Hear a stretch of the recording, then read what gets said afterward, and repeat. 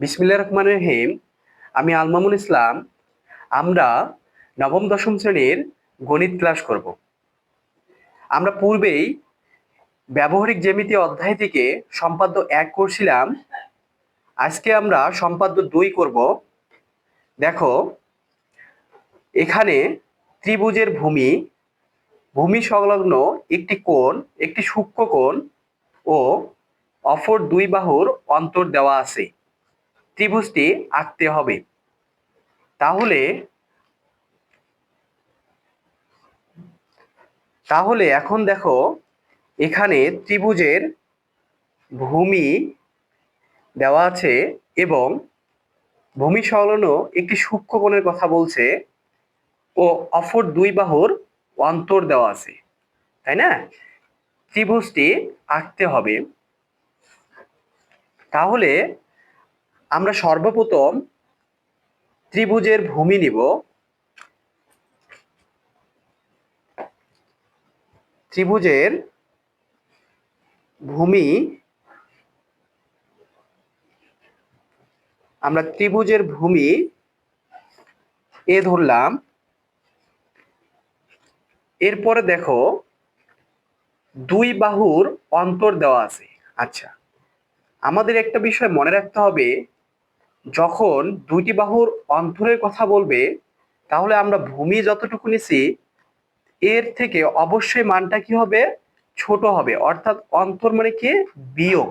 অন্তর ভাষাটা থেকে আমরা বুঝবো এটি বিয়োগ। তাহলে আমরা এখন দুই বাহুর অন্তরকে ডি ধরবো।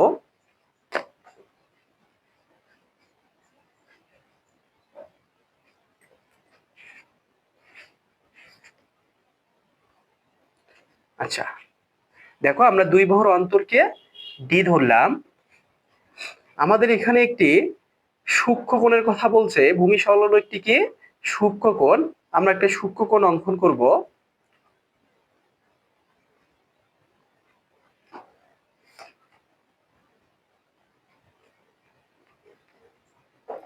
দেখো, সূক্ষ্ম কোণের নাম দিলাম এক্স কোণ। তাহলে আমাদের প্রশ্নে এই তথ্যগুলো থেকেই ত্রিভুজটি আঁকতে বলছে। আমরা এখন ত্রিভুজটি আঁকবো। তাহলে আমাদের সর্বপ্রথম যে কোনো রশ্মি বি নিব। বি নিলাম। বি থেকে ভূমি এর সমান করে ভূমি ভূমি এ এর সমান করে বিসি রেখাংশ কাটবো। আবার বি বিন্দুতে এক্স কোণের সমান করে আরেকটি কোণ আঁকবো।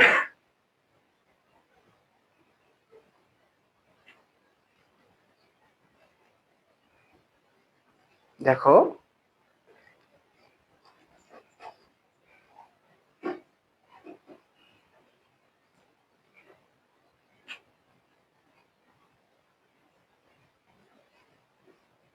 এবার আমরা এই মাপটি নিব।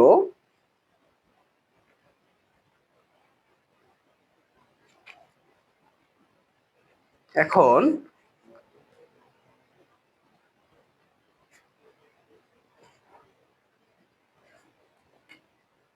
এখানে এফ লিখব। অর্থাৎ দেখো, সি বি এফ কোণ আঁকলাম। সি বি এফ কোণ আঁকি। এখন বি এফ রশ্মি থেকে ডি এর সমান করে ডি এর সমান করে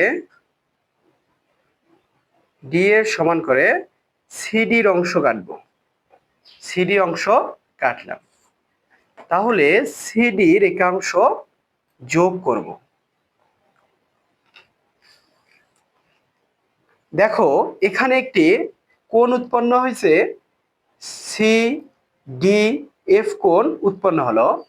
তাহলে ডি কোণের সমান করে সি বিন্দুতে আরেকটি কোণ আঁকবো।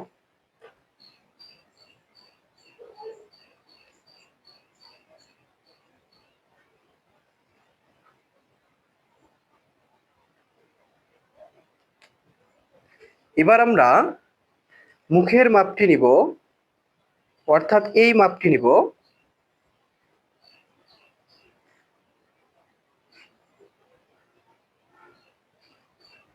দুঃখিত, আমরা আবারও মাপটি এভাবেই নিব।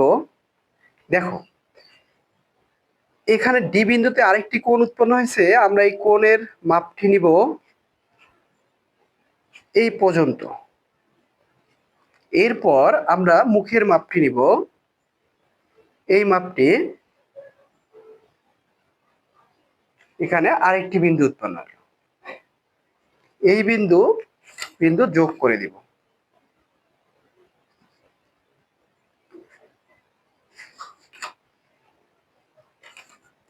আমরা এটাকে আরেকটু বর্ধিত করব।